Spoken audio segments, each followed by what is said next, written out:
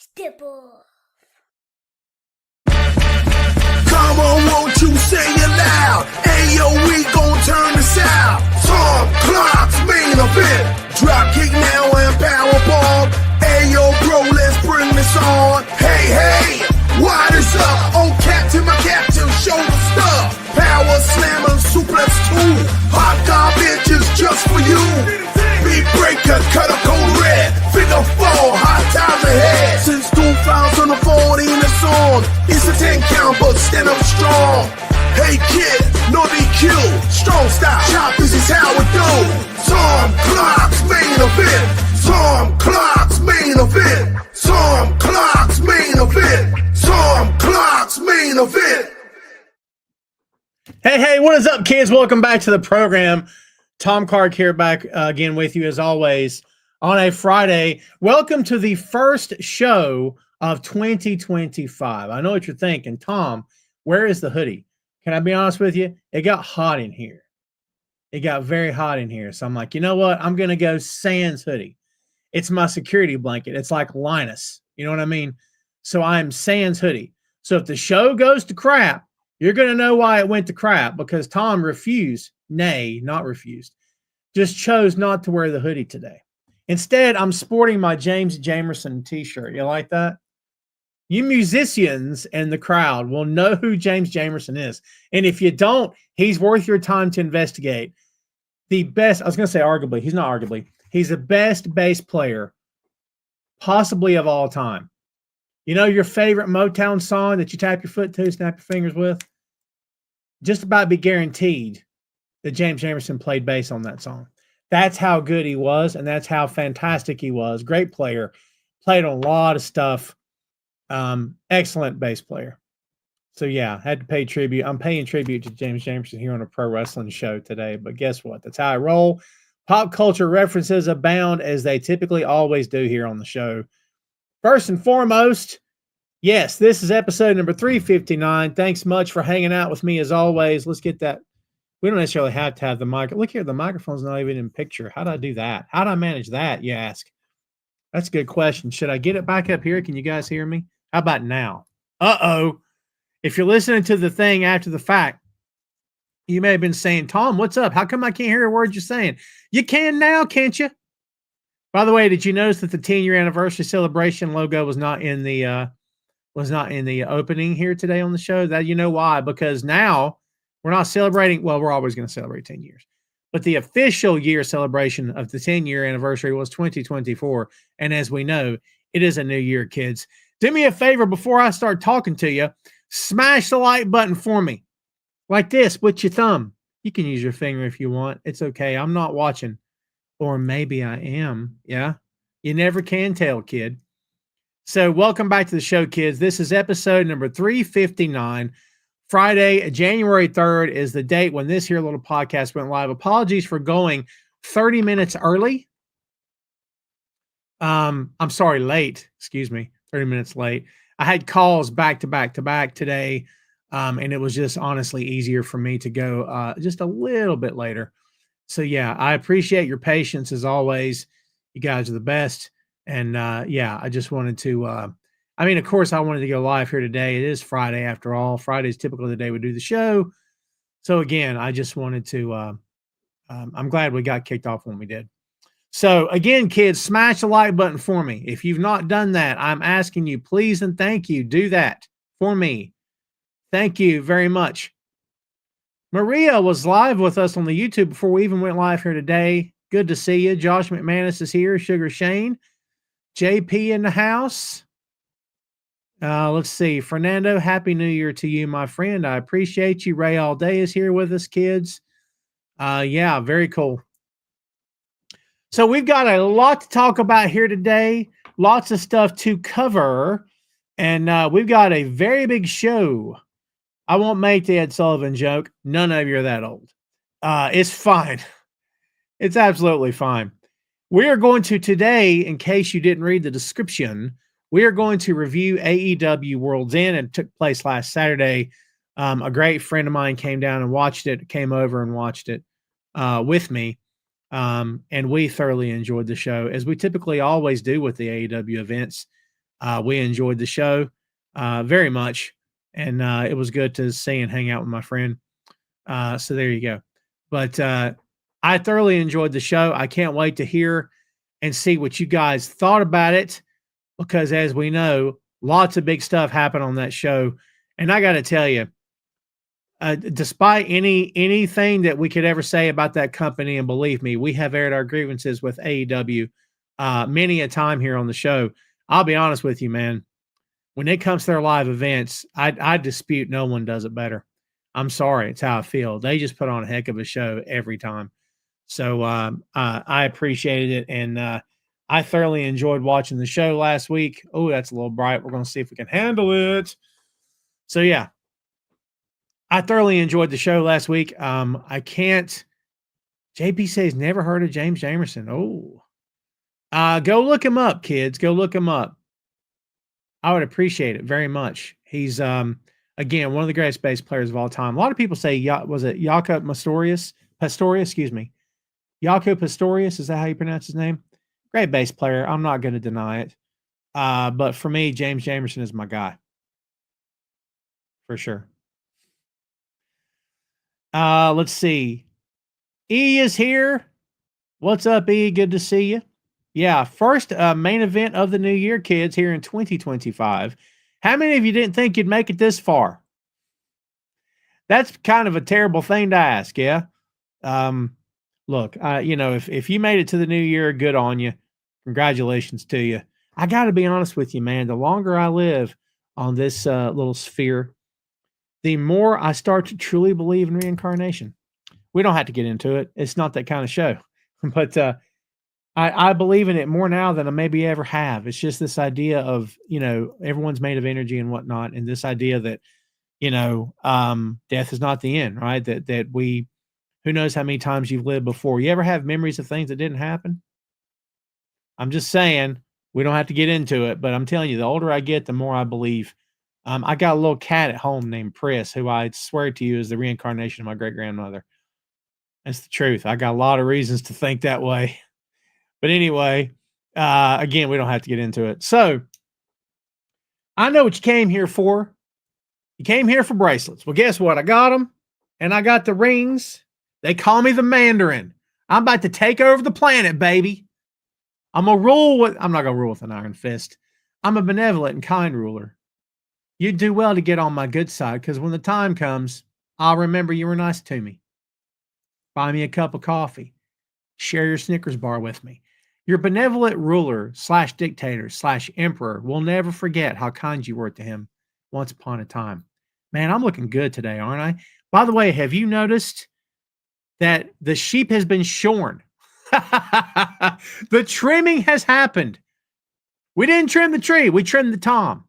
The trimming of the tom took place a couple of days ago. The trimming of the tom. Let me tell you something. Even the dude what cut my hair and beard when he was done said, you had a lot of hair. I said, it's been 2 months since I've been up here because I'm a friggin' idiot. It doesn't take that long. It's less than 20 minutes from my house, but yet I let the growth just happen and take over my life. For like 8 straight weeks, I don't go back. Again, because I'm a friggin' idiot. Can you believe that? Again, it's a less than 20 minutes. Drive yourself up there. Drive back, you're done. Pay the man, you're done. But not me. I let stuff grow. I couldn't be happier with the way I look. Well, I take that back. But this is as good as it's going to get. I'll put it to you that way. Good as it's ever going to get is what you're looking at right now. I know what you're thinking. It'll never be good enough. But that's okay, because you know why?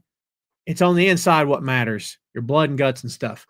All right, kids. Let us get into what you came here for. Let's talk about AEW Worlds End. Big card. How many of you guys watched the entire show, including the pre-show, the dark matches? Because I did. I watched it all. I thought it was an excellent show. I couldn't be upset by anything. Such a good show. I just, I think Fernando said earlier, they just crush it on pay-per-view. They absolutely crush it on pay-per-view. Absolutely crush it on pay-per-view. Hoy. Kidding me? E calling out the late Jimmy Carter. Yeah. Rest in peace, Jimmy Carter, for sure. Let's see here. Sugar Shane says, I've come to the conclusion that wrestling is better with 2 hours than 3. That's always been my conclusion. But, I've never disparaged, by the way, WWE going 3 hours, because if the advertising money's there and sponsors want you to get 3 hours and they're throwing money at you, you're crazy not to do it. That's why I've always defended them for it. Well, look, let's run down this card, including the pre-show. Toni Storm, that rookie named Toni Storm, making her way, carving her path, finding her niche, hopefully making a name for herself in the AEW. Yeah, that's what she's doing. I love this gimmick. I love the fact that she's making out like she's not wrestled in the big leagues before. I'm here for it. It's the 3 faces of Eve all over again. I freaking love it to death. I just think it's the coolest thing ever. She's so entertaining. She's so awesome. In my book, Toni Storm can do no wrong. I said a year ago Toni Storm was the best thing in wrestling. I had people telling me I was wrong. Don't you feel bad for people when they royally screw up? Hey, look. I call it like I see it. Toni Storm defeated Layla Gray. By the way, Layla Gray looking good in the ring, buddy. Layla Gray came a long way since she was just, wasn't Layla one of the original baddies, I believe. Good match. Jeff Jarrett defeated QT Marshall. Shenanigans and whatnot. It is what it is. That's what Jarrett kind of does now. But Jarrett supposedly wants that AEW World Championship. Well, don't they all? I got to tell you, man, I've read some criticism of Jeff lately. One of the posts I read today was that talking about how he made TNA all about himself. He couldn't get over in WWE. And then went on to say how he was WCW World Champion at the end of the company. I don't necessarily know that all of that's wrong, but I don't necessarily have anything negative to say about Jeff Jarrett. But I'd like to hear your take on the man as we're discussing here. Boy, he's over with that AEW crowd, isn't he? They love him. They love them some Jeff Jarrett, dude. Last Outlaw. Is that what they're calling him? The Last Outlaw. Something like that. Weren't they referring to Taker like that at some point in his career too? One of the many times he supposedly left and then came back. I'm out of here. I'm done. And all of a sudden, I'm back. And all of a sudden, I think I'm in politics now. And we're all like, oh, God, you and your brother need to go on, get out. Go on, find somewhere else to hang out. Just saying. Anyway, yeah, many times of the retirement. Ray says Jeff is 89 years old, not a fan of him. I can't say that I've ever looked forward. Look, I'm not going to throw shade. It's the new year. You guys know I don't work that like that anyway. Let me rephrase this. I have respect for Jarrett for what he's accomplished in the business, for his longevity, for the fact that I rarely, and look, maybe I'm not reading the right places. I don't know, but I rarely read anything in crazy negative about the guy behind the scenes. For all I know, he's the biggest scumbag you've ever met. I'm not saying he is. I'm just saying we don't know these people. Let's all remember that. We don't know these people. Okay. Unless you do, you don't. Right. So we don't really know how these guys are. Maybe he sucks. I don't know. But I have no real reason to believe that he's anything other than what he looks to be. And that looks to be like a veteran wrestler who's, they're paying him to be there. I think it looks like he'll do whatever they say. He bumps for guys. I mean, he's working, he's selling for guys. That's a big deal for a guy that's Jeff Jarrett's stature in the business. I think it's important, as much time as people spend crapping on Chris Jericho, are they putting over Jeff Jarrett enough as they should? It's just a question, man. He says, did I read that Flair said he has one more match left in him? Look, Flair can do what he wants. I'm not going to tell the guy what to do. Do I agree with him? Not necessarily. Is it my call? No, it's not. Yeah. JP says at the beginning, TNA was all about Jarrett, but it ended up that way, and I've always liked Jeff Jarrett. Look, there is something to be said for, the thing about the biggest star in the territory also being the booker. You know why that guy usually had the championship, of course, because he wasn't going anywhere. There was no chance of him jumping to the competition. So you'd put the title, or the booker would put the title on himself. Happened all the time. Fritz Von Erich did it. Vern Gagne did it. Multiple other promoters have done it over the years. Jarrett did it in TNA. He knew he wasn't going anywhere else. Does that make it right? Not necessarily. But does it make it wrong? Not necessarily. You know what I mean? So we can circle back to that. One more from Shane. It says, I've watched Jeff Jarrett his entire career from being a referee to King of the Mountain and now to the last outlaw. He is a Hall of Famer in my eyes. I think he's a Hall of Famer as well. Third match, Leo Rush, Action Andretti, also known as the Puffy Coat Dudes. I don't know. It's the things they're wearing. Yeah. And the Murder Machines, you gotta love that name, Lance Archer and Brian Cage, with Dawn Callis, defeated the Outrunners, Truth Magnum and Turbo Floyd. I love the freaking Outrunners, dude. And Top Flight, Darius Martin and Dante Martin with Layla Gray by pinfall 8-man tag team match. I love me some Outrunners, but I gotta be honest with you, Murder Machines need some wins. Need some quality wins, I think. Fernando says Dusty did. Dusty did it to a degree. Dusty was only 3-time world champion. 3-time, I think. And honestly, Fernando, you could argue that Dusty was better without the belt. Dusty chasing the belt was possibly more compelling television than Dusty with the championship. No disrespect to Dusty at all. But I kind of felt that way during his title runs. Like, I was glad when he won it. That night, Starrcade, I think it was Starrcade when he won at the cage, or was the Great American Bash against Flair? Can't remember. I always get that mixed up. I think it was Great American Bash. Loved it. I watched that live happen as a kid. And I'm like, I love that my guy won. But like, after a couple weeks or so, you're like, I think it was kind of more exciting when he was on the chase. Do you know what I mean? Yeah. Let's see. Will Ospreay defeated Kyle Fletcher. First kickoff of the official show, Continental Classic semifinal. Kazuchika Okada defeated Ricochet in another semifinal. You know what that means? Ospreay versus Okada. First off, can we just go ahead and say that Will Ospreay versus Kyle Fletcher is a match that's going to work every single freaking time? Can we admit that? Every single time those guys put on a show, they're going to put on a show. Do you know what I mean? They're just fantastic together. Good on Ospreay for putting his friend over, but he's not having to carry Kyle. Kyle is fantastic. Kyle's absolutely fantastic. Can't say no good things about that kid. And they crushed it, as we knew they would. Okada and Ricochet. Okada could have a great match with a couch. I think we know that. Ricochet is a very good worker. And Ricochet hitting his high spots and whatnot. I was personally more impressed with Ospreay versus Fletcher. Does not mean I think that Okada versus Ricochet wasn't good.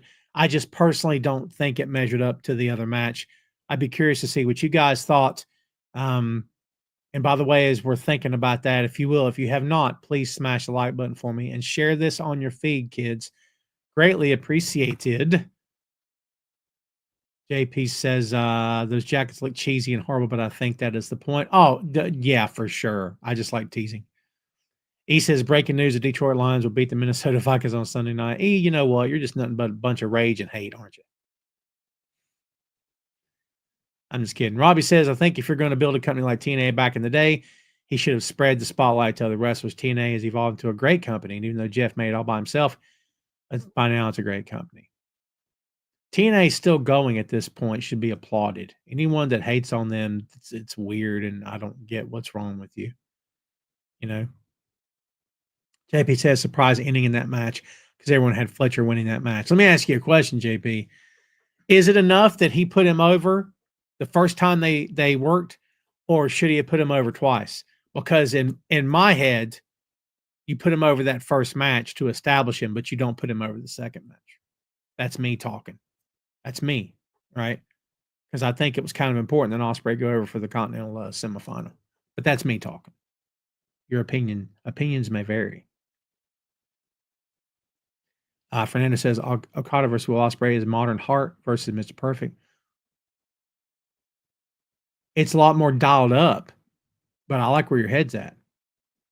Ray says Ospreay was incredible. You surprised by the Kingdom not to, for sure. Did anyone else not see the Kingdom not turning? I didn't. Yes, my tree's still up. You kidding me? You better believe it. It's not down yet. I'm telling you, it's not down yet. Rage gets the dying of the light. That's me. Let's see. Mariah May defeated Thunder Rosa thought I was going to roll my R's, didn't you? I'm not going to do that. Tijuana Street Fire for the AEW Women's World Championship. Can I say something to you?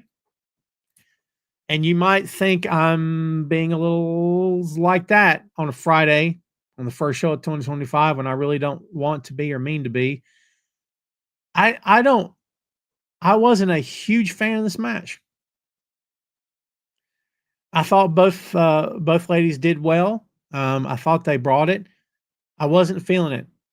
I don't personally, me talking, I don't know if they had a ton of chemistry.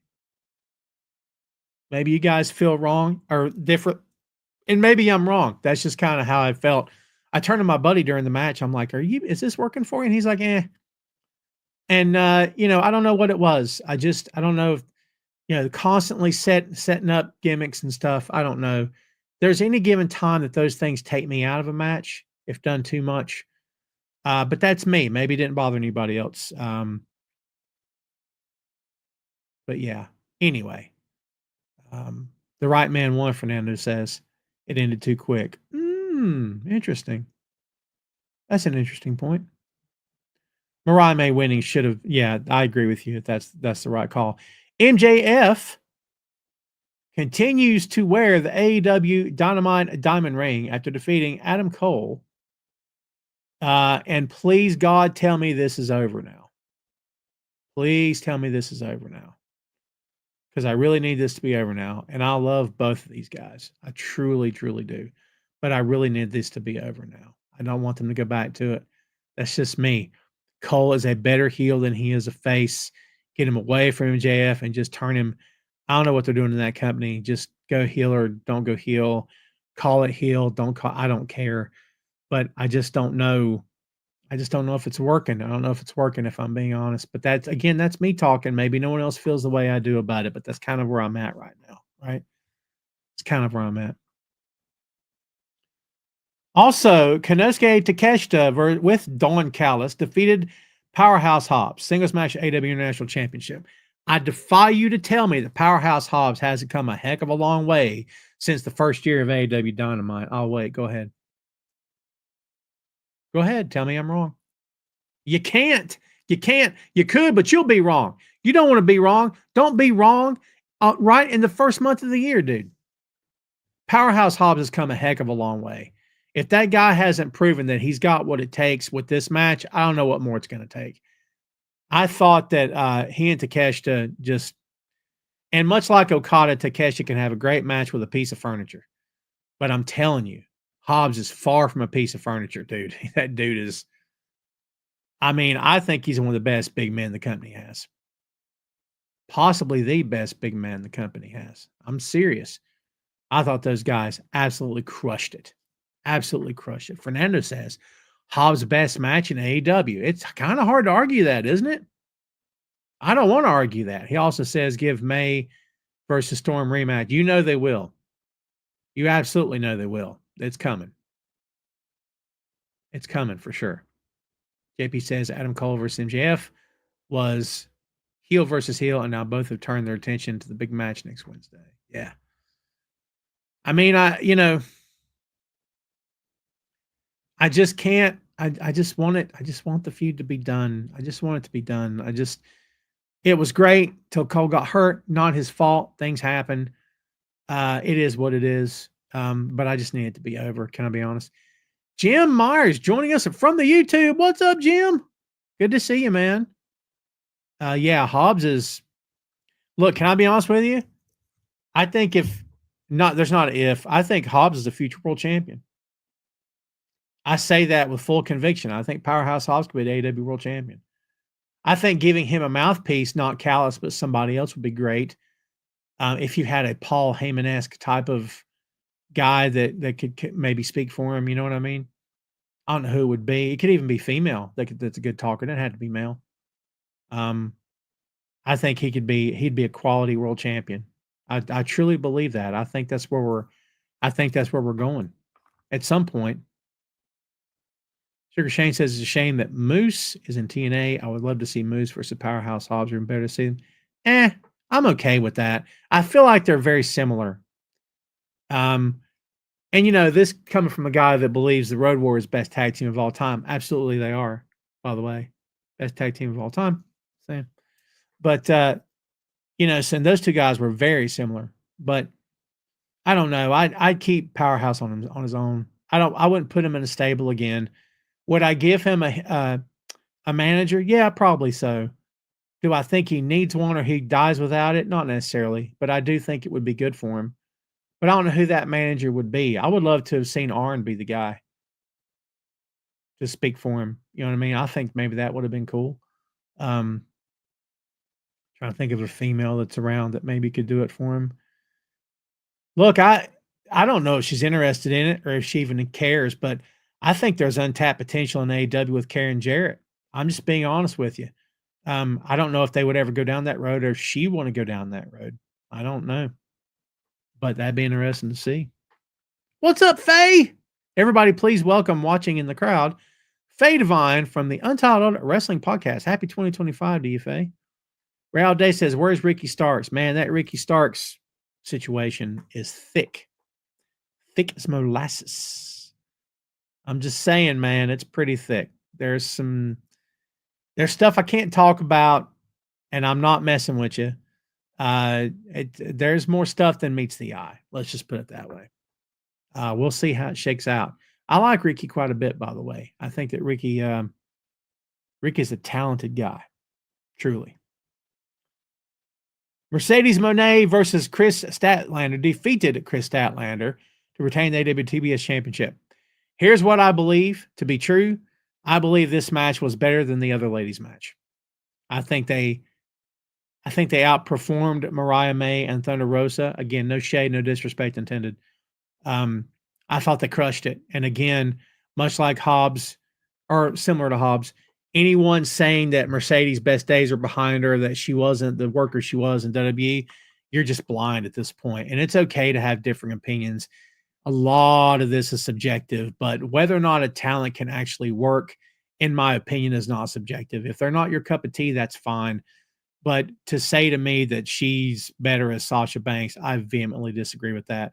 I think she's very much carved out a new identity for herself. She's over. It works. She looks great every time she's in the ring. And I'm going to tell you something. Against competitors who you can tell she's got chemistry with, Mercedes absolutely hustles. I said that the first time these two worked. She hustles like crazy. Remember I said that last review? She's fantastic. I think Stat come a heck of a long way. I love Stat to death. I think Stat is a freaking hoss. And honestly, when the time comes for Mercedes to drop that tie, I'd like Stat to be the one she drops it to. E says, do I think Eddie Kingston is close to coming back? I hope so, and I hope we don't know when it happens. That'd be great. And honestly, can I be honest with you, E? I think it has to be Kingston and Moxley. And look, can we be real a second? I know we all want to crown Darby the next world champion, and rightfully so. Would anybody be upset if Kingston was the guy that did it?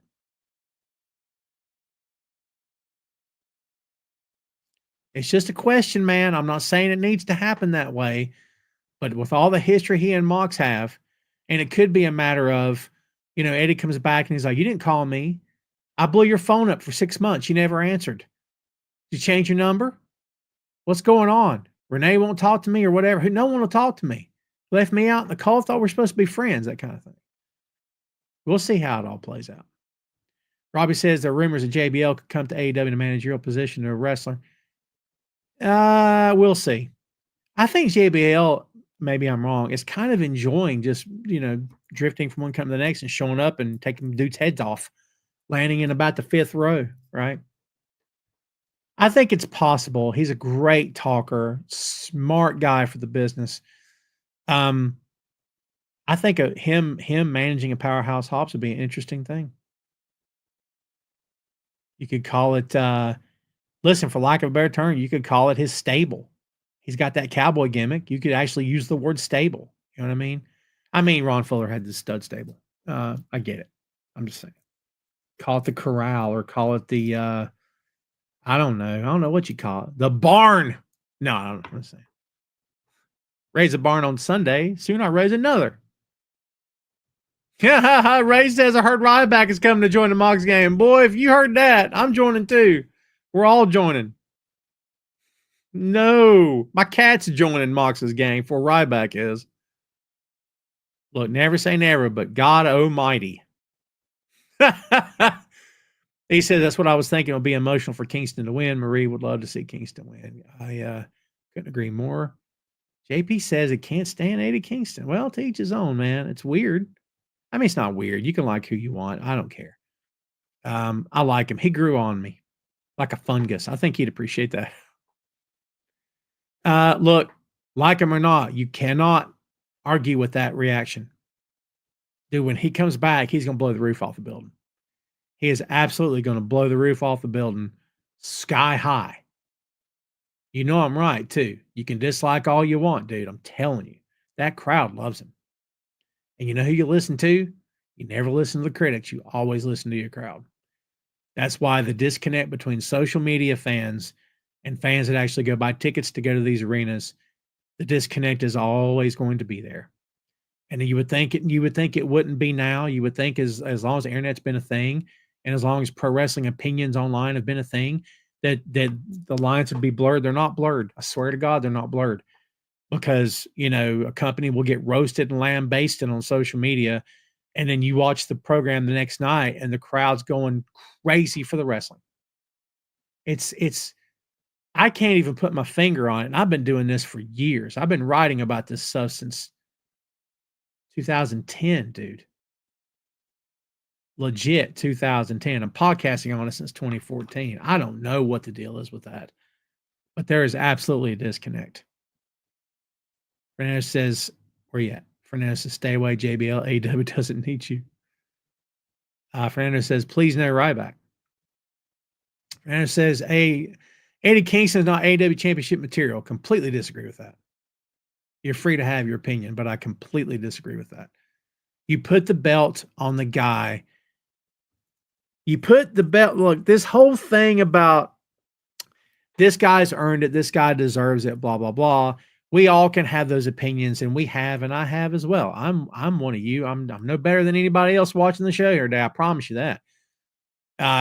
But this idea that guys have earned or deserve or whatever, in my mind, you put the belt on the guy that is getting the crowd pop. The people that, look, I've told this story before. If you guys have heard me tell it, apologies for repeating it again. I don't want to bore anybody to tears, but I was involved with a company, and the two main event guys that we had, the young kid, he was skin and bones. I'm not kidding. He was skin and bones. But here's the thing, great worker. He was tall. He was lanky. I always compared him to like, Barry Windham before he put on weight. You know what I mean? Like lanky, but a great worker.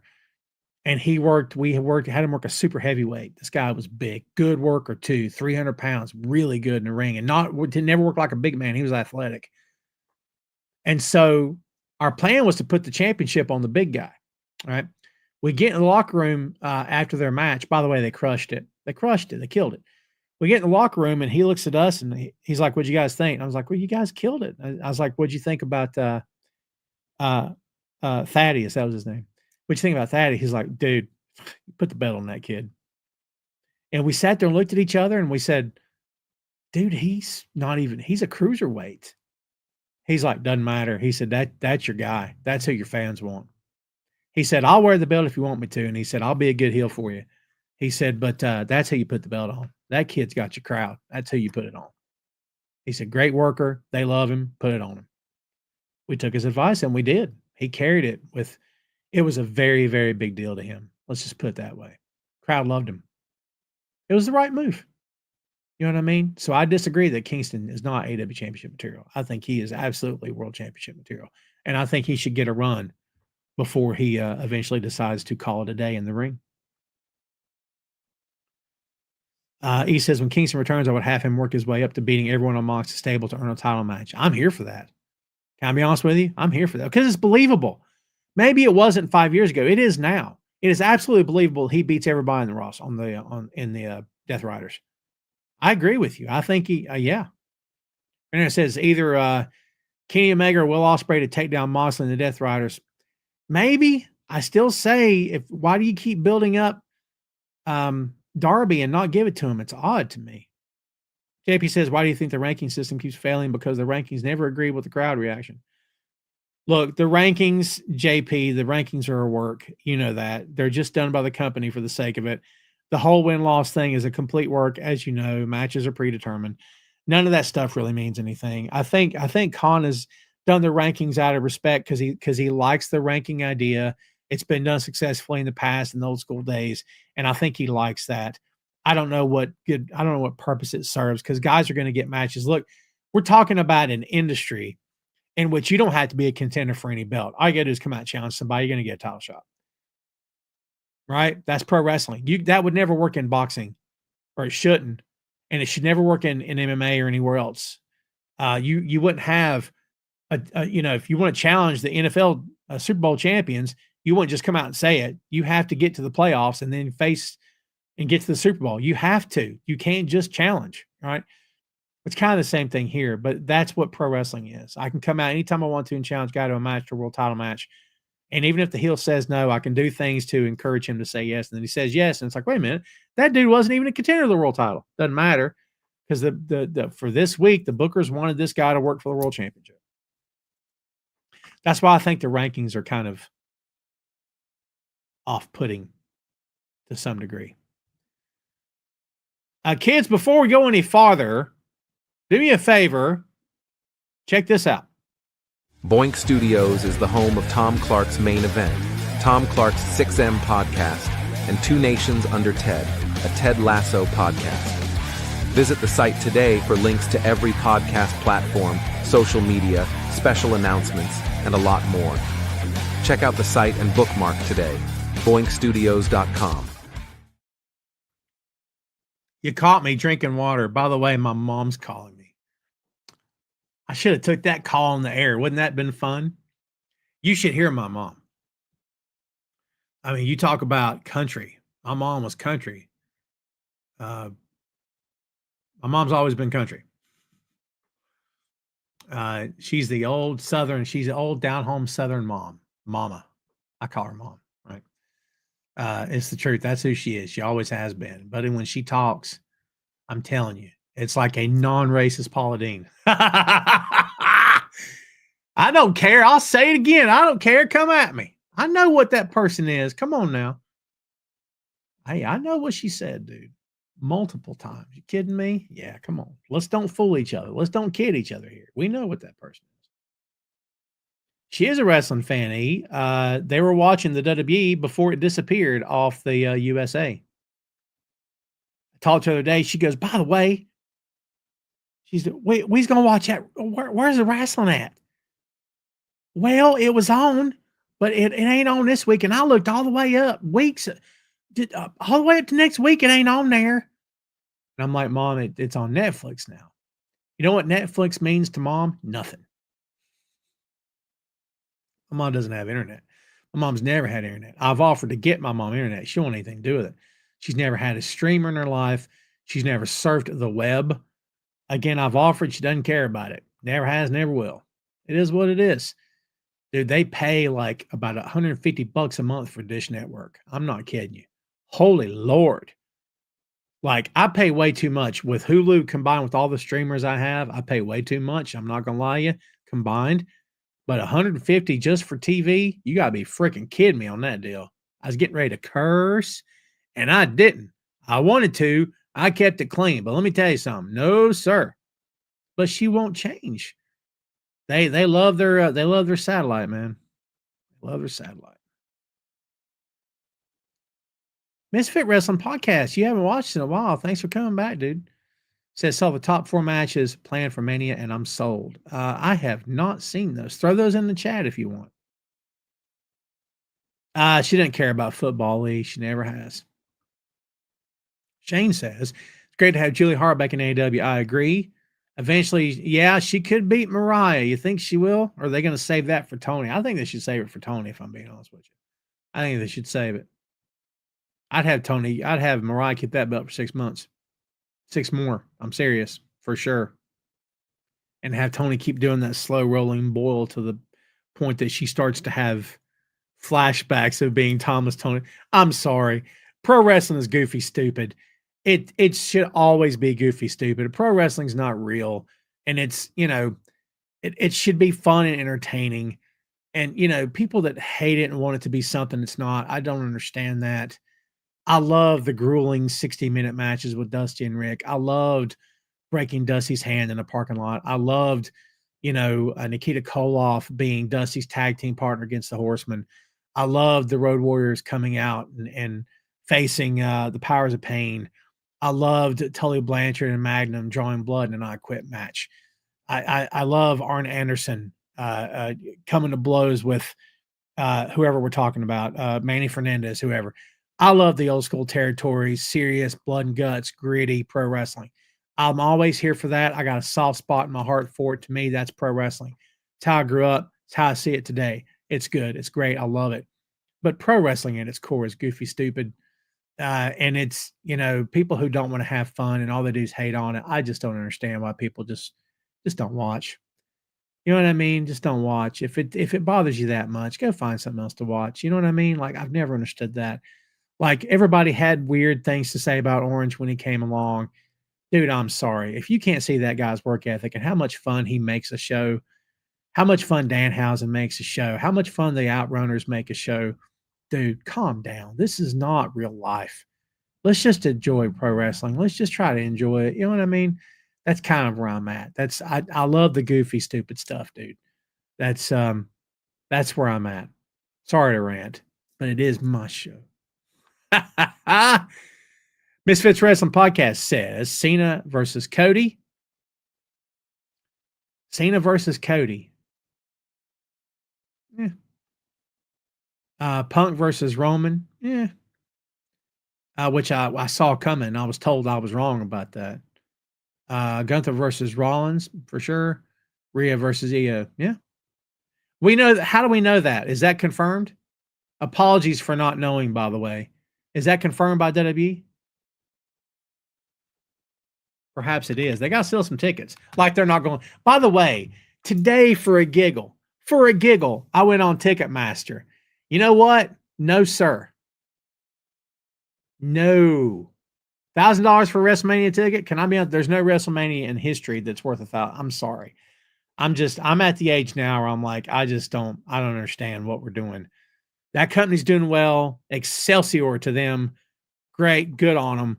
You're not getting $1,000 out of me for a ticket. It's not happening. It's just not ever going to happen. If someone would like to pay my way, I'm glad to go. I'm not doing $1,000 for a ticket. You got to be freaking kidding me right now. Again, glad they're doing well, but I can't see that. Can't see that. Hey, man, those rumored matches could end up to be true. Who knows? Let's see. I'd always wait and see, but maybe it's true. Maybe it'll all be wrong. Maybe it'll all be true. You never can tell with pro wrestling, man. Never can tell. What's up, Gerald? Thanks for hanging out with us, my friend. Good to see you. I'm loving that picture, man. Jolly old St. Gerald. Look at that pic. That's awesome. Mine's never anywhere near that good, dude. I have the same headshot for all my platforms, so I'm consistent. Saying. Yeah, you could take that Green Bay Packers merch and do something unsightly with it. Fernandez says, Jay White should not have taken the pin in the main event of Worlds End. Somebody had to. Who would you have pinned? I mean, somebody had to get pinned, right? Who would you have pinned? Honest question. We also had 2 matches left, by the way. I never finished. Kazuchika Okada defeated Will Ospreay to retain the Continental Championship. And there, you know how many people say, wait a minute, what'd you do all this for? Did you watch the Continental Classic tournament? It wasn't necessarily about who was going to walk away with the belt. It was about the wrestling. And the matches were effing fantastic. I'm sorry. Again, we make a lot of this stuff way more serious than it ever freaking has to be. We got some grade A, top shelf, prime choice pro wrestling out of AEW in this Continental Classic tournament, dude. Again, people lose sleep over the weirdest stuff imaginable, and that's one of the things they lose sleep over. It's so freaking weird, dude. So weird to me. And then, of course, as we've already let the cat out of the bag, John Moxley retained the AEW World Championship against Orange Cassidy, Heyman Adam Page, and Jay White by pinfall. So there you go. He says, are you enjoying the new Ricochet? Yeah. Dude, Ricochet's great. Ricochet should be a heel. Or whatever they're doing in that company. I told you I can't classify anybody's heel and face in that company because I don't believe they care about it. And I don't believe they subscribe to it, so I'm not going to do it. In fact, I know they don't. Ray says, love heel Ricochet. JP says they've only set one match for Royal Rumble and haven't even announced any participants in the Royal Rumble matches yet. They keep a lot of that stuff close to the chest. I think Ray earlier asked if Starks was going to be involved. I mean, it's possible. Anything's possible, man. Fernando says Orange Cassidy should have taken the pin. Nothing against him. Jay White deserves better. I love Jay. I love Orange too. I mean, Jay wins a lot. In fact, let's take a look, shall we? Let's take a look. There we go. Let's look up Jay White's win-loss record, shall we? La la la la la la la la la la. This moment of typing brought to you by your friends at Tom Carr's Main Event. All right. Don't do that to me. Jay White. Let's see here now, boy. Jay White's win-loss record. Let's check this out. Let's go. Oh, man. How far you want to go back? Let's just start in October. Just October. Jay White defeats, looks like a jobber on Dynamite Title Tuesday, Cody Chun, right? He's a nobody. It's fine. It's okay to be a nobody, by the way. Let's see. October 12th at Wrestle Dream, Jay White defeated Heyman Adam Page. Cage did defeat Jay White on Dynamite on Collision. Jay White beat Shane Taylor. On Dynamite, Jay White and Juice Robinson beat Adam Page and Christian Cage. AEW Full Gear, Jay White, of course, beat Heyman. AEW Dynamite on the following Dynamite, Jay White beat Pac. On the following AEW Dynamite, Jay White and Orange Cassidy beat John Moxley and Pac. On the following Dynamite, Heyman and Page, Jay White and Orange Cassidy beat John Moxley, Pac, and Wheeler, Utah. And then on that at World's End, of course, Jay White, of course, loses the match. It is what it is. But anyway, that is, by the way, I got one of those wrong. I got one of those backwards, I think. Well, look, here's what I'll tell you. I love Jay White as well. I've been a huge advocate for Jay since he was in New Japan. I'd love to see him with that championship. And I think they made a valid argument for him to win the championship this time. But I do not, however, believe that his loss at World's End means that he can't challenge for the title and be a relevant challenger. I know you're a fan of his too, Fernando. I love Jay White. I truly do. Gerald, good point. Many of the names were nobodies at one time, for sure. JP says, does that mean Cena's win the Royal Rumble match? Probably so. Look, they love John in that company, and they should. John did great things for them, dude. John's a good dude. So, I mean, if you're going to give a world title match against somebody, and by the way, John should not beat Cody. I know people are talking. Give him number 17. I disagree with that. Is it okay if they do it? Sure, it's their company. I don't care. But I don't know that you need to do that. You know what I mean? Let's don't forget that John Cena's win-loss record is not awesome in the past several years. Is anyone going to care about that? Probably not. Can we be honest about it? Probably not. People have short-term memory when it comes to stuff like that, and especially with a legend, with somebody like him that has done so much for that company. They're not going to remember all these recent matches of the past several years, but again, this is how the business isn't real and they're just handing stuff to people.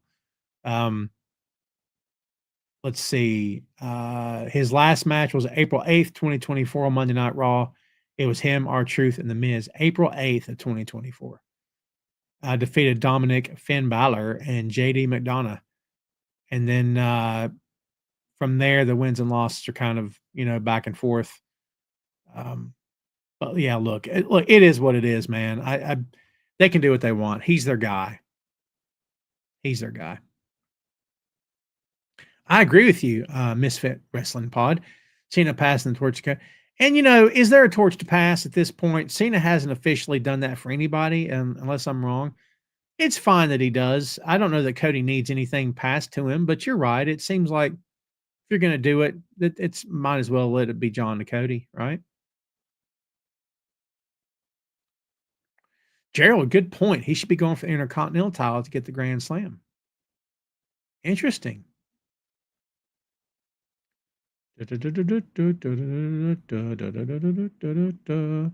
Maria says, agree that Fernando J. Watt is the better talent in the World's End main event. Jay's a fantastic man. He's not fantastic man. Fantastic man. I have no idea where that came from. All right, kids, we've gone up just about an hour. That's your World's End event. Again, very, very happy with that show. I thoroughly freaking enjoyed it.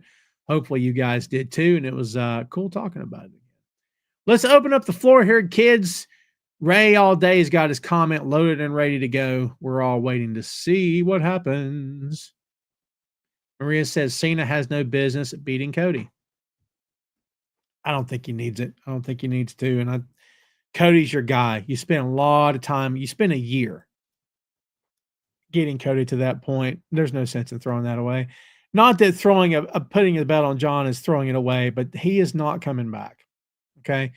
And it's going to be his last year. Cool. Is he going to wrestle every week and be on TV every month? Maybe he will. I don't know. Maybe that's his intention. Maybe he's going to say, the heck with it. I'm going to do all I can. I don't know. Maybe he will. We'll see. But I don't know, dude. Would John even want to do that? That's the question we really have to ask. Not just what the company wants to do with John, but what would John want to do here? What is his plans? What are his plans? Ray All Day says DOS of FX or Outcast.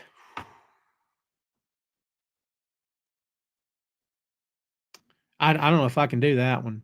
And Beastie Boys or NWA. Dude, it's too tough. It's my show. I don't have to answer. I can't do it. Can't do it. I don't know, dude. God, I don't know, dude.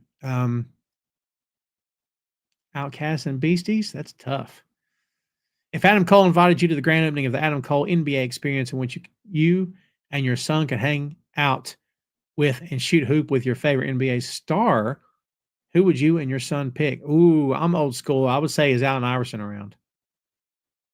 Just because I think he'd be a cool dude to hang out with. Hey, look, Jordan's still around. Let me hang out with the GOAT, man. If you also said you can invite a friend, would you please call me? Sure. Later want to get dinner, which included a T-bone steak, some delicious fries, and a slice of pumpkin pie. Now you're talking. Yes, of course. Sugar Shane says Dirty Dom will be the IC champion in 2025. Could be. Misfit Wrestling Pod says, according to someone at TKO, he cleared his schedule and is going to do the full-time thing. Hey, dude, more power to him. If he wants to do it, that's cool, man. Dude, I like John. I'm going to tell you something. I told this story ad nauseum. I wrote about John Cena for years. First for Bleacher Report and then for a lot of other websites when John was on top, dude. Wrote about that guy a lot. Some would say we wrote and talked about him way too much, but he was, look, can I be honest with you? He was the biggest arrow in their quiver at the time. And for several years, it was the John and Randy show. John had Raw and Randy had SmackDown. And that's what the company had. It was a 1-2 punch, and it's all they cared about. Cared about John first and Randy second, and that's how they booked. That's how they rolled. But, I was the guy writing stuff like, I don't understand why John just does these 5 moves. I don't get it. Are they trying to emulate what Hogan did? Is that the plan? But, without anyone trying to school me, as some fans like to do, they like to try to tell you that they know everything. By the way, none of you do, and neither do I, okay?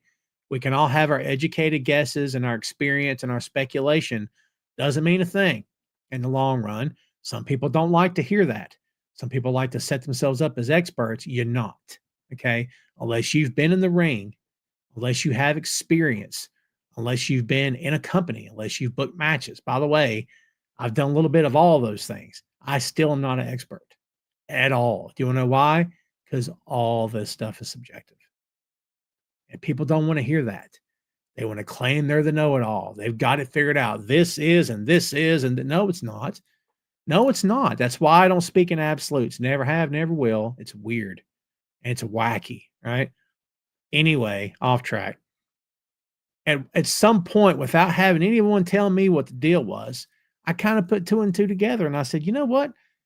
I see John's old matches from OVW. They're all over YouTube at the time. And I'm like, John can work. What? Why is he doing this now? Oh, wait a minute. They don't want him to work. The old dude wanted John to be the five knuckle shuffler guy and brawl with guys. That's what he wanted. John did what he was told. But you go back in your mental banks and remember when he worked Sean, when he worked Hunter, when he worked Angle. Did you notice how John stepped his game up with every one of those main event guys, those Hall of Fame guys? John's matches were significantly better than they were when he worked, someone that was below him or whatever. No disrespect to anybody. Did you notice how much he stepped his game up? Now, why is that? Well, number one, it's out of respect to the guy he's working. Number two, he wants to carry his share of the load, right? Number three, he wants to give this guy a good match because of respect, of course. But number four, he stepped it up because he could. John chain wrestled. And so when you see those things, you're like, wait a minute, John can work? Yeah, John can work. John can always work. They didn't want that from him. That's what and by the way, once you come to grips with reality on a lot of this stuff, you just have such a better time watching pro wrestling. You know what I mean? Just let stuff go, man. Bookers are going to book. Promoters are going to promote. It's what they do. We can't, as much as we, meaning the fans, are responsible for the success of the guy that used to be called Daniel Bryan in WWE, and we were, and he would say that to you as well. Because remember, they didn't want him. They didn't. That's the truth. That's a shoot, brother, right? But fans made that happen. But if you think that's the norm, every one of you guys know that's not true. That's not the norm. Most times, bookers don't like to change what they've got. Booker's going to book, and they're going to keep booking the way they want and put the belts on who they want to put them on. Just telling you like I see it, man. Telling you like I see it. Misfit says, tonight, 3-hour SmackDown, Wrestle Kingdom 19, and Wrestle Dynasty Crazy Weekend. I love Wrestle Kingdom. I am anxious to see it. I may stay up, and my wife's going to go, why are you still up? Why'd you get up at 3 in the morning, 2 in the morning, whatever it's going to be? I owe the company in New Japan my deepest condolences and apologies for not following as I should have been. I'm woefully behind on New Japan pro wrestling content. I suck. Fernando says, take KO. KO defeats Cody at the ladder match. Roman takes the world championship KO, and Paul Heyman pulls strings to get Punk the main event spot. Anything's possible, dude, but that's a lot of work to happen in a very short amount of time. Not saying you're wrong. That's a lot of work for a short amount of time. I just wouldn't do all that just to put the belt on Punk, which kind of feels like that's what they want to do. Again, these guys spent a year getting Cody to that belt. Cody's a great champion. I'm sorry. People can disagree with that all they want to, but Cody, look, can we time things out? When did the needle truly start moving? And don't tell me Bloodline. I'm sorry, but after how many years have been? 12 years of Bloodline? It's fine. But do you guys remember before they turned on Roman? How many? Maybe not you. Maybe you guys were saying this. Maybe we all were. Man, is this ever going to end? God, I'm so tired of this. Oh, I just wish something would happen. How long is he going to keep this belt? Right? I mean, I think that the timing of them signing Cody and a couple of other things happened. I think that's what started the uptick. I'm not saying Cody's the one. He's the only one. I never said that. But I don't think it's coincidence that the uptick for that company really kicked in when Cody came in. I'm just saying, dude. And I'm not saying he brought 1 million fans with him. It's just I have a hard time believing there's not an impact there. And why in the world they would do everything in their power to get that belt off him that quick just to put it on Punk? I don't know, dude. I don't know. Look, maybe I'm dead wrong. It's okay if I'm dead wrong. Sugar Shane says, what's my favorite version of Barry Windham with the Horseman when he joined? I didn't care for that Widowmaker stuff. It wasn't for me. Who did I think was his greatest opponent? Oh, God, that's a good one. Was Barry known for his opponents when he worked in the Horsemen? Because the Horsemen were known for just jumping everybody, right? What would be your answer to that, Shane? I don't know if I have a good answer for that. I know he wasn't crazy about working Lex because Lex just about killed him. Because Lex couldn't work. God bless him. Couldn't work for nothing. I think, honestly, can I be honest with you? I think Rick was Barry's greatest opponent. I think Barry would probably say the same thing.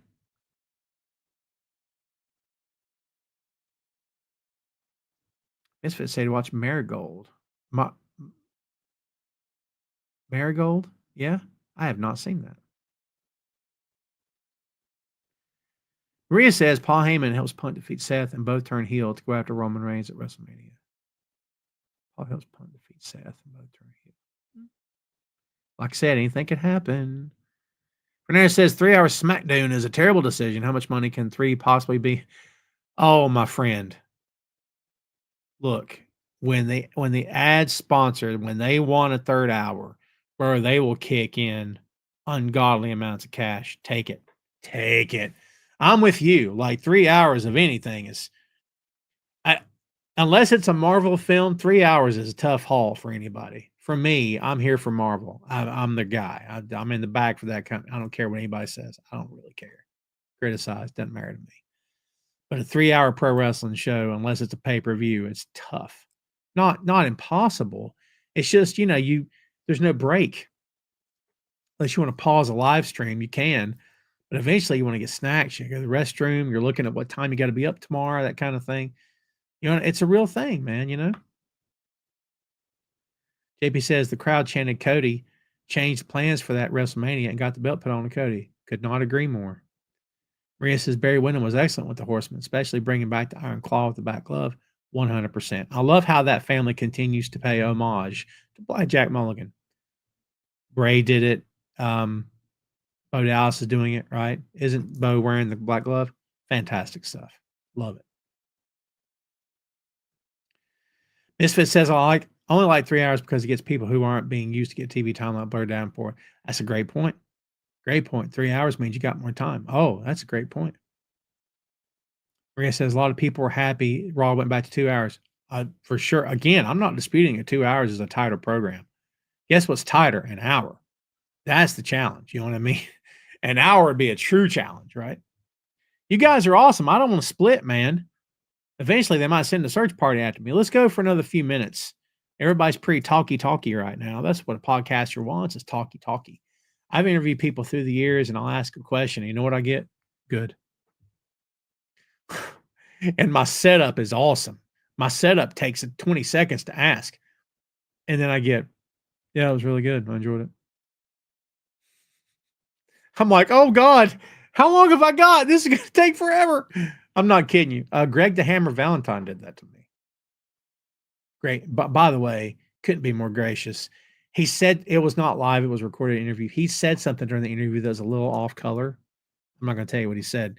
A little off color. And it wasn't even cursing. It was kind of something else. And then he kind of said, if you could take that out, I'd appreciate it. And I was like, I got you. I'm not here to burn anybody. I'm not here for that.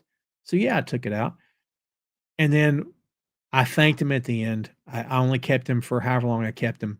My rule of thumb with interviewing wrestlers has always been if the guy in my ear tells me, okay, you've got so-and-so, you got him for 10 minutes.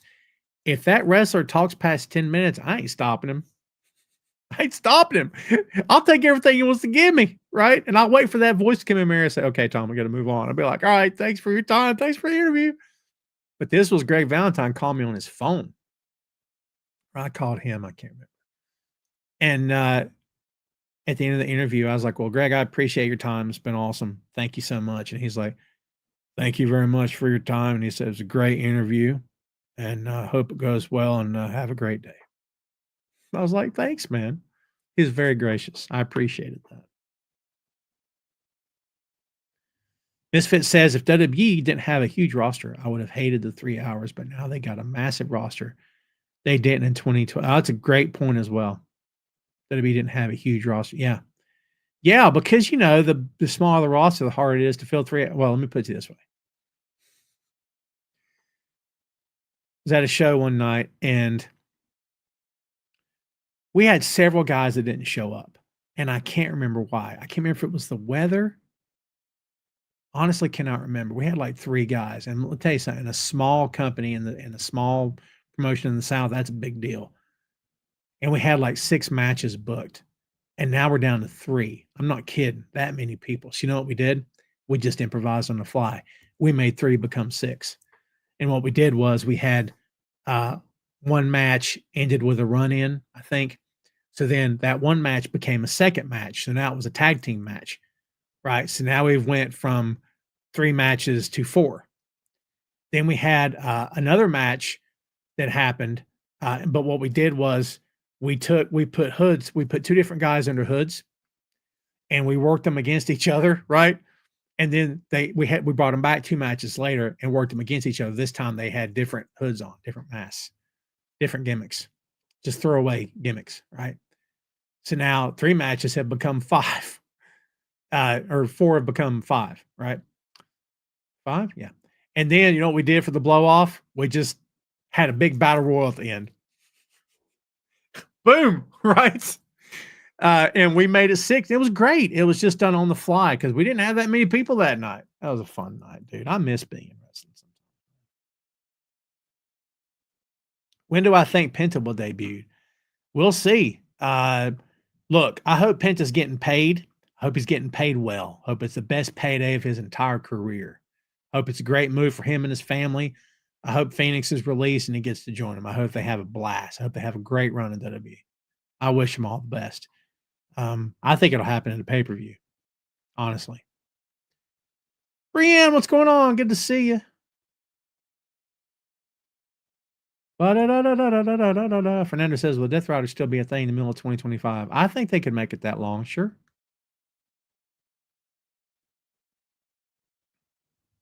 Fernando says, what surprise returns do you think we are going to get at the Raw Netflix debut? They'll load that show up, Fernando. I can't tell you for sure, but they will load that show all the way up. We'll see. I don't know. I'd speculate, but I don't really have any idea who they're even talking to at this point. You gotta think they'll throw all the Attitude Era guys on there. They'll probably back the money truck up to Steve Austin's house and pay him to come in and cut a promo and drink a beer and stun somebody. We'll see. JP says events of the Black Circle is Penta. Yep, and will probably debut this Tuesday now on NXT. Could be. Maria says Rolling Stones are the Beatles. Ask me a serious question. It's always the Beatles. You kidding me? Without the Beatles, there are no Stones. Like, come on, Maria. You know better than that. No disrespect against the Stones. They're still doing their thing. The Stones back doing their thing, you know, Barney and Fred. That's a good joke, isn't it? Come on. It's a good joke. Watched Beatles 64. Phil Lindsay and I, shout out to Phil. We're going to do a podcast on Beatles 64 coming up next Wednesday. And as I'm watching that doc, and it's, you know, unseen footage from the year that they first toured the States, appeared on the Ed Sullivan Show for the first time, took the world by storm, created chaos wherever they went, you know, revolutionized music, and you know, turned the world on its ear. Let me tell you, man, fantastic. And it got me thinking as I'm watching it, like, did anybody care that much when the Stones came over?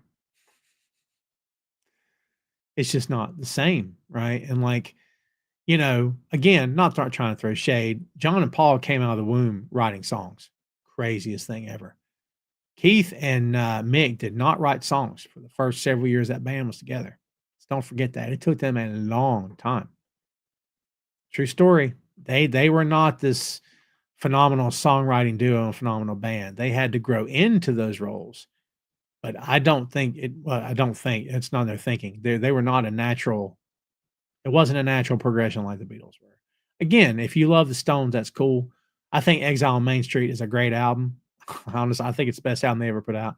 And I think they've got some great pop tunes, if I can be honest with you. And I think Steel Wheels is an underrated album, if I'm being honest. Just not a huge Stones guy. I'm always going to be a Beatles guy, though, for sure. Fernando says, should Rated FTR win the Trios Championship? I mean, might as well. Might as well, right? Why not? By the way, I got to catch up, man. I've been so busy the past few days. I saw a lot of that Asheville show, but I've not seen it all. I kind of regret not going now. I hope they raised a ton of cash for the folks up there. In case you guys who have never, maybe you haven't watched the show in a while, I don't mention where I am in the world. I'm in North Carolina, like you can't tell. And during the storm that week, it was, we were very lucky that we lost internet and cell phone service, and that's all we lost. We got very, very lucky at my house. Had a few limbs in the yard, nothing major. We dodged a bullet. But I had friends who were without power for 2-3 weeks, and there were trees down all over this little town. And we're about an hour and 15 out of Asheville. We're south of Asheville, and we're actually southeast of Asheville, I guess. But we're like I used to live up there in a little town called Waynesville, right outside of Asheville. But yeah, I hope those folks are doing better than they were, and I hope that this money helps. And of course, if anybody can donate, I'm sure they would still appreciate it. By the way, Jim, good question about weren't a set of trios titles retired? Was it the Ring of Honor belts they took off the, or they? Because last time I remember, like the Bullet Club had both championships. I think 6 belts. They were all walking around with all this gold. Maria says, "Do you think AEW is booking too many aging stars like Adam Copeland, Christian, and Jeff Jarrett?" No. The key is not how many you're booking or who you're booking. The key is how you're booking them, and is it working? That's always my answer. Whether you're booking a bunch of 21-year-olds or a bunch of 51-year-olds, is it working? You could argue it's not working in that company. I've argued it's not working in that company. I can't specifically put my finger on the veteran booking thing that's happening with them, but I also can't completely discount it either. I think it's a combination of a lot of things for AEW that's making waves in the wrong direction for their attendance and for their ratings. Sugar Shane says, I would like to have seen Macho Man and Randy Savage and then Jim Crockett's NWA instead of him going to WWE. Often wondered if they would have traded Magnum TA for Macho Man. Can you imagine how things would have been different if this had happened? I'll do you one better, Shane. If they got Magnum TA in his prime, Hogan would have been out of a job. Look, it's all subjective. I've said multiple times through the 14 or the 10 years I've been doing this podcast and stuff, consistently, I've said it several times here today. It's subjective. You can like who you want to like. You can believe what you want to believe. None of us knows everything. But I'll tell you something I've always known. If WWE would have gotten their hands on Magnum TA in his prime, Hulk Hogan would have been out of a job. Sorry. That's how I see it.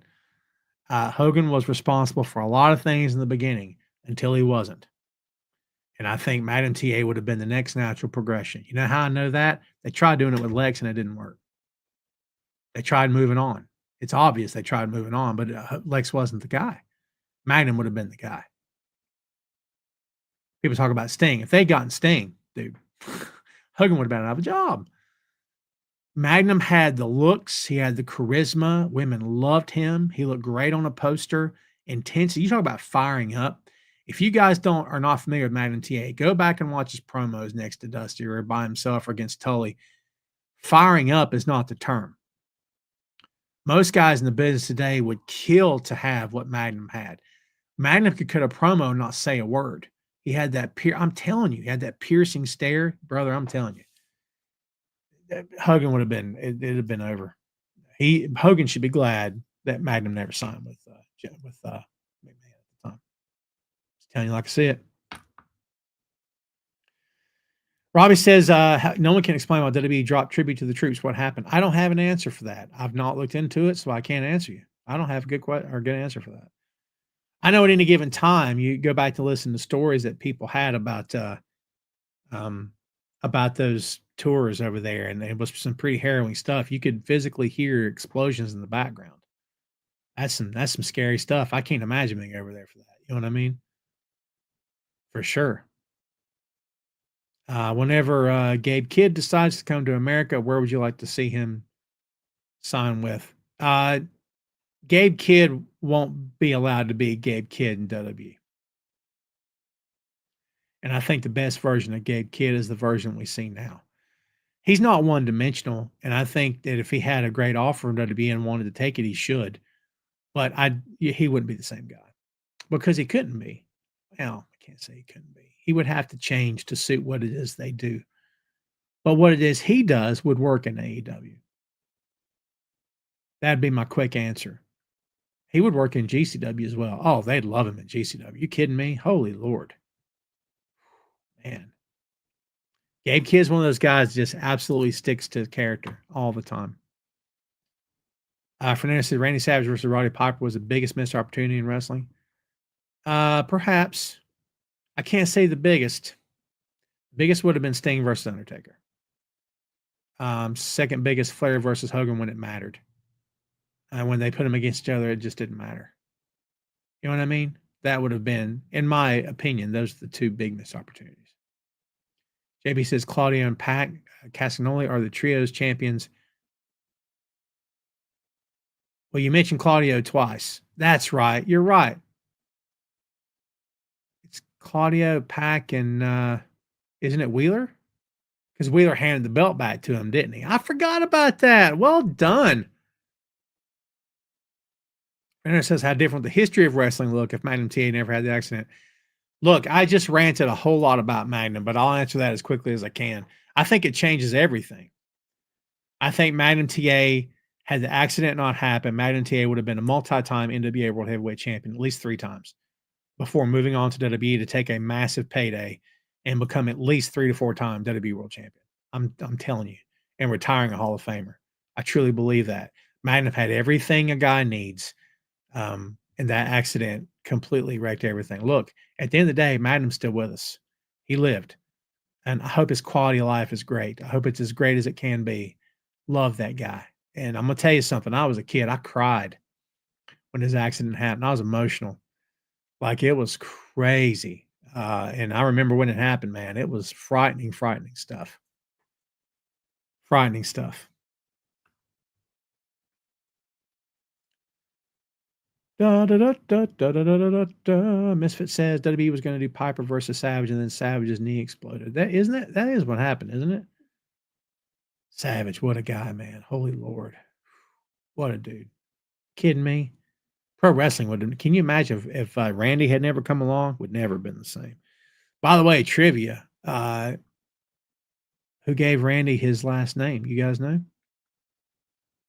You guys be googling. Don't be googling. Ole Anderson gave him the last name of Savage, if I've got my trivia correct.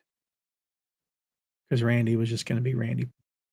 And Ole said he wrestled like a savage. Fernando says, would Magnum TA affect the rise of Sting?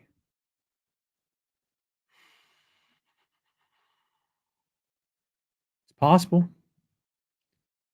Possible. Yeah, it's a great point, Fernando. Would Sting have been not the Sting we know today had Magnum succeeded, had Magnum's accident not happened? That's a great question. Wow. I never thought about it like that before. At that point, Sting moves on to WWE, perhaps. Telling you, a much different world, man. A much different world. You guys get into What If from Marvel. I read the books for years, and I'm binging season 3. I love What If. I'm a big Marvel and comic book and sci-fi guy. It's who I am. That's who I'll always be, man. Pro wrestling aside, I'll always be all those things as well. This one says Savage almost came back to WWE in 2010. Boy, wouldn't have that been something? I mean, look, this company put him behind a desk. You know? When he went to WCW, I thought, great move. Good for you. Go get paid. Wrestle. He wanted to work. And, WWE put him behind the table and said, you're a commentator. Like they've done with a lot of guys. Like, I love Randy. Randy's voice. I mean, of course, Randy, what a presence. But a commentator? Like, oh. Fernando says, what are my thoughts on Jason Momoa being cast as Lobo? Perfection. Absolute perfection. I got nothing more for you than that. Absolute perfection. Best thing ever. Never should have been Aquaman. And you don't take things back now. It is what it is. But yeah. Mean Jean says, checking in. She's in the ER. Jean, what's going on with you? You don't have to say, Jean, don't say on the air if you don't want to. That's your business. You don't need to tell everybody. You keep your privacy to yourself. I'm not trying to put you on the spot. Here's what I'll say, Jean. I hope you're okay, and I hope you get out of the ER ASAP. Hope your family's with you. Please take care of yourself. All the best to you. Everyone, please tell Jean to hang in there and to get better soon. It'd be awesome if you guys could do that. Oh, she told me, you know what? I've never had that before, but I've heard they're awful. My mom had them twice. A friend of mine has them he's had them like multiple times. But he doesn't take care of himself either. He drinks the wrong kind of stuff constantly. Misfit says he did the WWE All Stars video game commercial. He signed a deal to have WWE Mattel figures made, so we were close. Interesting. No DDP without Savage. Yeah. DDP is an abnormality. I knew DDP, not know him, but I only knew DDP as a manager in AWA. He was a manager of Bad Company, Pat Tanaka and Paul Diamond. They came out to Bad Company by the band called A Bad Company. That was their thing. And it was a good little tag team, solid tag team. Paul Diamond, highly underrated in my opinion. Good little tag team. And he was their manager before he ended up in WCW. It was like, man, great story for a Diamond as well, right? Great story for that guy. Jane says her 8th time. Holy Lord. Robbie says, here's another what if. If Goldberg hadn't been in WCW, would Vince McMahon have bought WCW sooner? I don't know. That's a lot of what ifs on that one, Rob, because honestly, you're saying that because Goldberg brought ratings for that company, he brought attention. He put them, I can't say back on the map, but he was part of that whole the Monday Night Wars and coming along at the right time. I don't think there would have been a sooner purchase, but it definitely would have impacted their ratings because, for a lot of different reasons. Look, shout out to Chris Patton. Chris Patton's made very clear that he believes that Eric Bischoff killed WCW. It's hard to argue that. I think there's other things at play as well, but I think Eric had a massive hand in the downfall of that company. He doesn't believe so. And he's been living off the 83 weeks thing for generations now, and I guess he'll continue to do so. Decades, I suppose. I don't know. Yeah. So, yeah, I don't know. But, yeah, I just, I don't know. Crazy.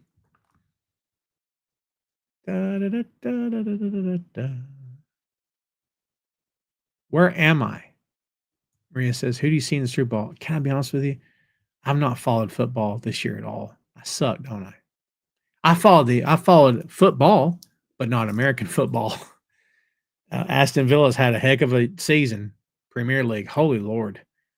I mean, they're doing better than Man City is. Can we be honest with each other? Holy God, Man City fell apart, baby. Chiefs. I think it's the Chiefs to win. People can hate on. You know what's funny? How people just hate on winners all the time. It never ends. It never ends. They hated the Patriots. They hated the Yankees. Who else have they hated? My God, they hated the Lakers. People hated the Bulls at one point because they won all the time. I'm like, dude, you guys are champions. No one can touch them. What are we talking about? Let's all get mad about it. Yeah, Medusa or Trish, Fernando. I'll say Medusa, but only because she inspired so many other women to come after her. Not that Trish hasn't. Not that Trish hasn't. I like Medusa. JP says the start of the end of WCW was when the NWO faded away and the new blood stuff started. Well, the NWO thing was mishandled for a long time, in my estimation.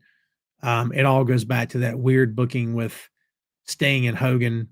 One day, Chris and I will do a complete show about this, about how they dropped the ball.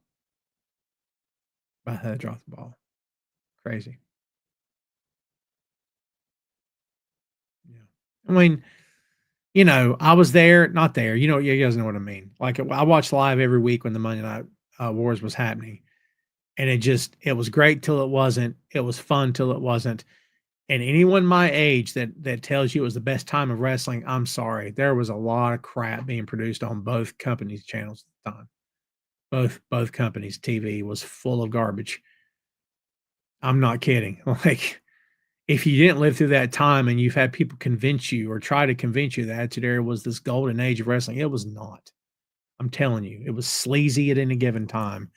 It was, I was a young man who loved women. I'm an older married guy who continues to enjoy looking at women, right? But it just, I wanted my pro wrestling to be pro wrestling. I didn't care about mud matches. I could care less about gravy boat matches. I didn't need to see Sable's top getting ripped off. I didn't care about Hunter having simulated relations with a supposed dead woman. I didn't need to see a lot of the stuff that I saw. I just didn't need to see it. I didn't need to see Val Venus supposedly getting body parts cut off. I didn't need any of that stuff. None of it. At the time, I didn't think it was funny. It got on my nerves. The Rock cutting the same promo 6 weeks in a row got old to me. And a lot of my buddies that I used to watch with, we would all, by week 4, we're going, geez, the same promo. We were just pure wrestling fans. I know that's a weird term because it's overused maybe, but we were just wrestling fans, man. We weren't there for all the shenanigans. And you remember what I said earlier, that pro wrestling should be goofy and stupid? I'm not straying from that. What I saw wasn't fun. For me, other people loved it. They loved everything and they hold it in high regard. It wasn't the worst era I've ever seen, for sure, by far. That's the McMahon Helmsley era. That was a bad time. Ooh, baby, that was a bad time. But again, I just don't have this romanticized view and version of what the Attitude Era was. I'm honest about it. That's, in my opinion, wasn't great. Shane says, what Marvel character would you like to be if they cast you in a movie? I'd like to just be a random bystander on the street. You know what I mean? That'd be me. I'm just random guy number 4.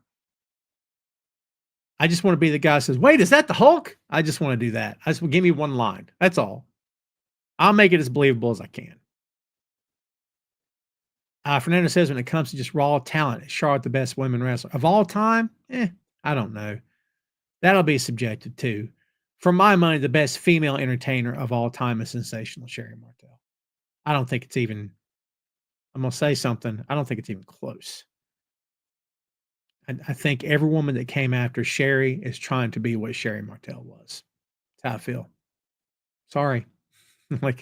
Sherry was the whole package. Sherry, everyone wanted to work with Sherry because Sherry could get you over, male and female. She's very good at it. Sean will tell you that. Very good at it. She gets you over in a heartbeat. That's what you want, right? And do everything she could to get you over. And it worked. Very talented. Very talented. Gone way too soon. This says, what do you think of the WWE Vault channel on YouTube? They just released a behind the scenes of the 93 Raw. Oh, that's cool. You know what I like about those old openings? You hear those move to the music. I'm not going to sing it. Move to the music. Yeah, right. So they'll take that and they'll put it with current stars and they'll do the whole video editing deal and make it look good. I've seen some of those are just freaking great. WWE had some banger theme songs for a while there, didn't they? I like that. I love the idea of that. Look, pro wrestling fans should have access to archives. Okay. And this idea of not just WWE, but any company, if you put things behind a paywall, shame on you. I mean, I get it. You own the content, you own the rights. I believe creators should own the rights to their content and it shouldn't be, easily pirated by anybody, right? I'm a creator myself. I don't want my stuff taken without my permission, of course. But, fans should be able to watch. Some fans can't afford a streamer. Honestly, some people are on a budget. I get that. I mean, things should be wide open, my opinion. Was Sherry the first woman to take bumps with a man? I can neither confirm nor deny that.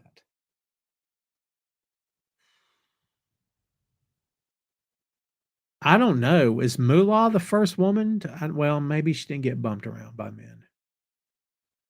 That's a great question. I don't know. Fernando says Rock and Roll Express or the Rockers. In their prime, that would have been an amazing effing match. Well, let's be honest. Without the Rock and Roll Express, you don't have the Midnight Rockers who become the Rockers. This is no question. And I know, I get it. They weren't the same. Marty and Sean were great. All true statements. But go back and look at them in the AWA. I'm not stupid. They're tying bandanas around their wrists. What are we doing? Come on. Come on. Kidding me? And it's fine. It worked out. And I don't care. I didn't lose any sleep over it. But yeah, Ricky and Robin in their prime versus Marty and Sean in their prime. What a match. Would they have been too similar? There's a better question. Would they have been too similar?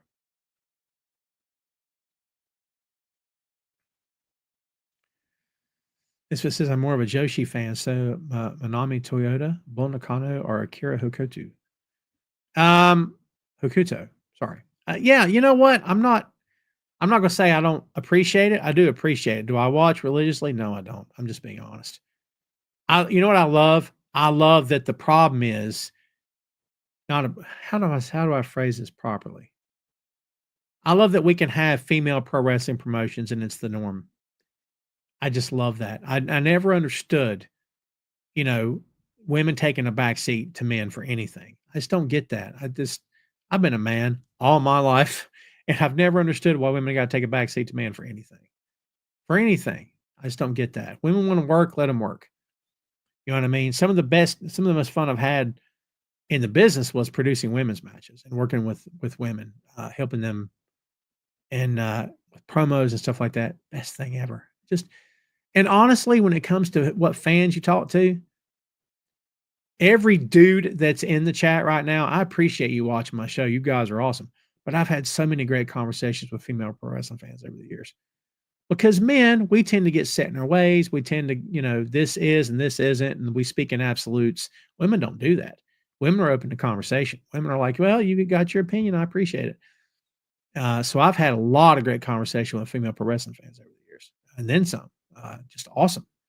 So I just love that it's the norm. I love that the problem is there too many women's titles? Isn't that great?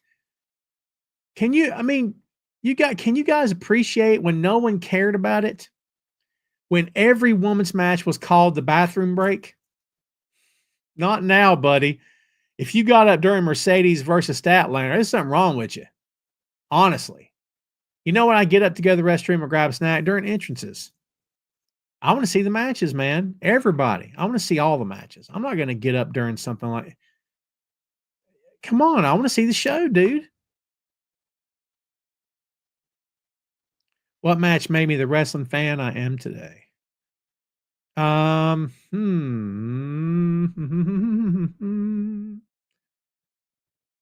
don't know if there's a particular match. I think Dusty versus Rick is what got me to the table. What got me to the table was my dad, who watched, and I watched because he watched. And I Dusty versus Rick is my short answer, which led to a lot of other things, right? But without Dusty versus Rick, I don't think I'm still a fan today. It just kept me hooked. Would Sherry be the best in the world today? Oh, dude. A Sherry Martel in her prime right now would be able to sign her own check in either company, any company. Because promoters see the value. I mean, go back and talk to anyone that ever worked with her, and male and female, and they'll tell you she was somebody you wanted in your locker room. You always wanted Sherry around because she's fantastic. I think that Sherry, in my opinion, was possibly the female version of Bobby Heenan. Bobby could get anybody over, and Bobby could do anything. Bobby could work. He could commentate. He could manage. He could referee, whatever. Sherry was the same. Sherry could do anything, and be great doing it. That's high praise for anybody. Rhea says, was Demolition the biggest knockoffs in the history of wrestling, copying the Road Warriors? I don't know about biggest of all time. I would say WCW trying to replicate the Ultimate Warrior with Renegade. That's up there. But Demolition's a close number 2, I'd say. And by the way, I've always said that Barry Darso and who was Axe? Bill Eadie, right? Dude, they became a solid tag team. They were both solid guys in the ring, right? It was never any disrespect against them.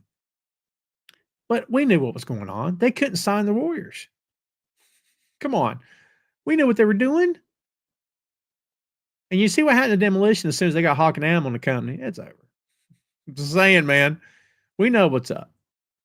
That's the deal. Like it's up there. It's up there for sure.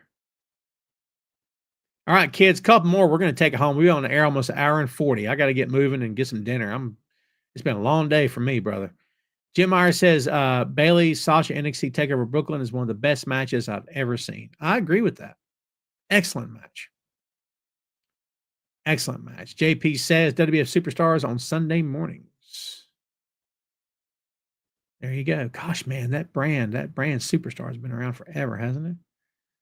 All right, couple more. We're getting out of here. David Down Under on the YouTube. What's up, Dave? Women's wrestling will only keep getting better. Now they're getting more opportunities, inspires more women to try and be wrestlers. There for a bigger talent pool. I agree. Fernando says Bobby Heenan helped Hogan a lot. He helped everybody he worked with, for sure. Rob says, I agree with you. My dad and uncle got me to be a pro wrestling fan because they work the concession stand to help their single mom with the bills. They saw the Funks and Wahoo McDaniel. My two earliest memories on the planet. My earliest memory on the planet is watching pro wrestling with my dad live in person. And I remember two things from that show. It was a local show here in North Carolina. I saw Ric Flair's robe and Wahoo McDaniel's headdress. I have vivid memories. We were way in the back. They were all folding chairs flat on the ground. Could have been a fairgrounds or something. I don't know. But I had vivid memories of those two things from my first pro wrestling show live and in person as a wee lad. I have memories of being carried as a baby, as a toddler. I'm not making that up. It's true memories that I would recall. And my mom's like, how in the world do you remember that? You were one or something. I'm like, it just stays with me. It stays with me for a lot of reasons. Well, kids, guess what? This has been a great show. This was the first show of 2025. I am very humbled and honored that you guys stay with me as long as you do. You guys are the absolute best. I appreciate you so much. This has been fun for me. I hope it's been fun for you. Hope you guys have had a blast.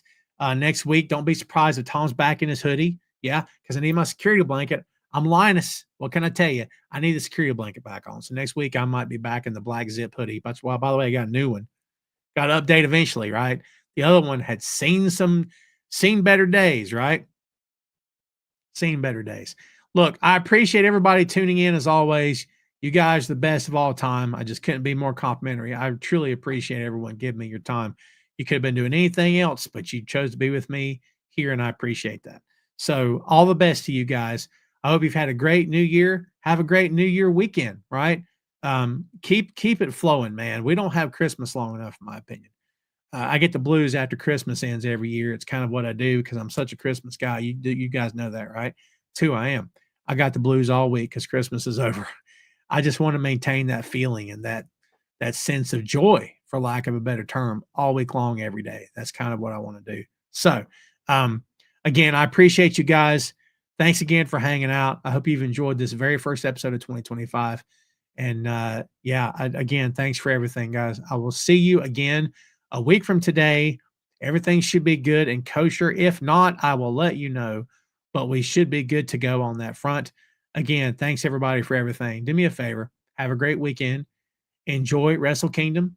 Watch you some pro wrestling. Do me a favor. Have a great Saturday and Sunday and come back here and join us next week. Check out boinkstudios.com for all your podcast stuff from yours truly and the great people I co-host with, that co-host with me and I co-host with. I know they'd appreciate it, and I do too. So again, thanks, kids. Have a great weekend. We'll see you next Friday.